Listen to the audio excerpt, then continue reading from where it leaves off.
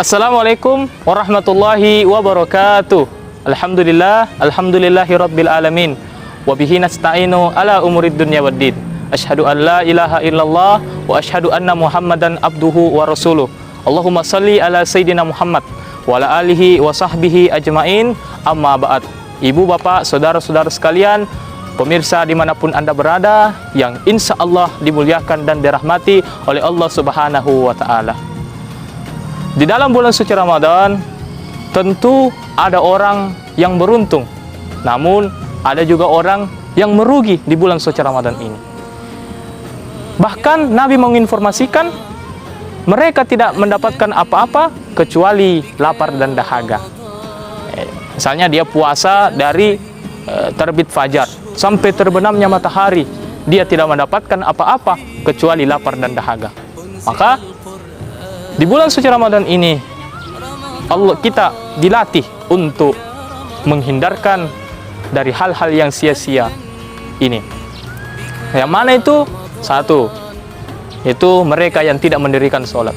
Mereka berpuasa, tapi dia tidak mendirikan sholat. Bahkan Rasulullah menjelaskan sholat itu ibarat kepalamu. Kepala itu sholat. Coba ada orang kita lihat di sini jalan tidak ada kepalanya? Tidak ada.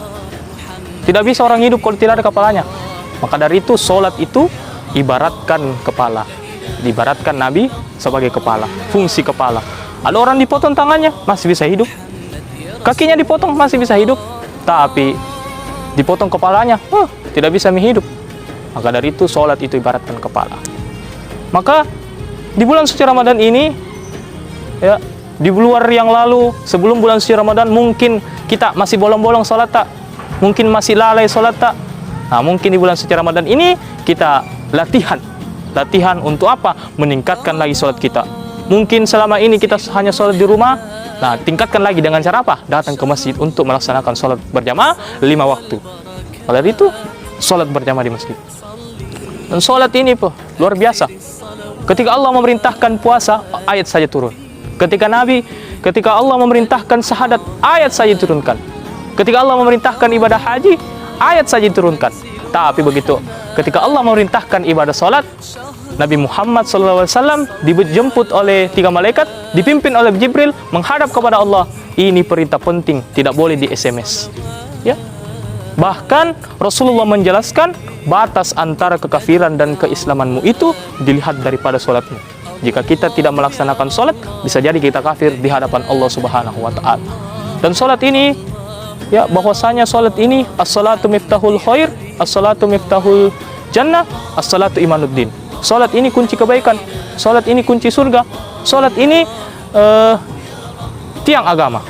Maka jika kita tidak sholat, mana tiang agama kita? Mana kunci kebaikan kita? Mana kunci surga kita? Ibaratnya begini, kita melaksanakan ibadah-ibadah full, super power, melaksanakan ibadah-ibadah lain di bulan suci Ramadan. Pagi dia tadarus, terus seharian dia berzikir, terus dia sedekah, tapi dia tidak melaksanakan sholat. Ibaratnya dia menyimpan uang 50 juta, 1 miliar dalam lemari, namun dia kunci lemarinya, ya. Namun setelah dia pergi, hilang kuncinya. Apa kunci itu? Sholat. Maka sholat itu adalah kunci daripada kebaikan, kunci daripada surga, dan kunci daripada kebaikan-kebaikan kita dan tiangnya agama. Maka kita harus melaksanakan sholat 5 waktu. Saya kira tidak ada orang tidak ada masalahnya. Ya. Allah cuma minta ista'inu bis sabri was shalah. Tidak ada minta jadi Allah. Kalau mau kok ada masalahmu, jadi anggota DPR-ku dulu. Ada masalahmu, jadi pejabat-ku dulu. Ada masalahmu, jadi ustadz-ku dulu. Tidak. Allah cuma minta ista'inu bis sabri was shalah. Sabar ki, perbaiki salat tak. Saya selesaikan itu masalah tak. Itu janji Allah, bukan janji caleg. Bukan janji caleg. Dari itu, di bulan suci Ramadan ini tingkatkan salat kita. Yang pertama salat.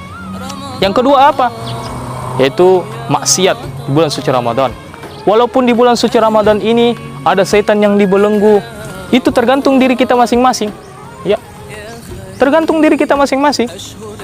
Ada juga orang yang berpuasa, namun dia masih gibah, dia masih gosip, dia masih cerita kejelekannya orang, dia masih melihat aurat dengan sengaja. Akhirnya puasanya sia-sia. Kenapa? Karena Imam Al-Ghazali menjelaskan puasa itu ibarat buah. Ketika dia melakukan dosa atau kesalahan, diiris. Lakukan lagi dosa, iris. Lakukan lagi sebuah kemungkaran, diiris. Iris terus. Akhirnya tinggal yang tersisa hanya tinggal batoknya atau batunya. Nah, itulah puasa. Apakah bisa dimakan kalau hanya batunya atau batoknya? Kan tidak bisa.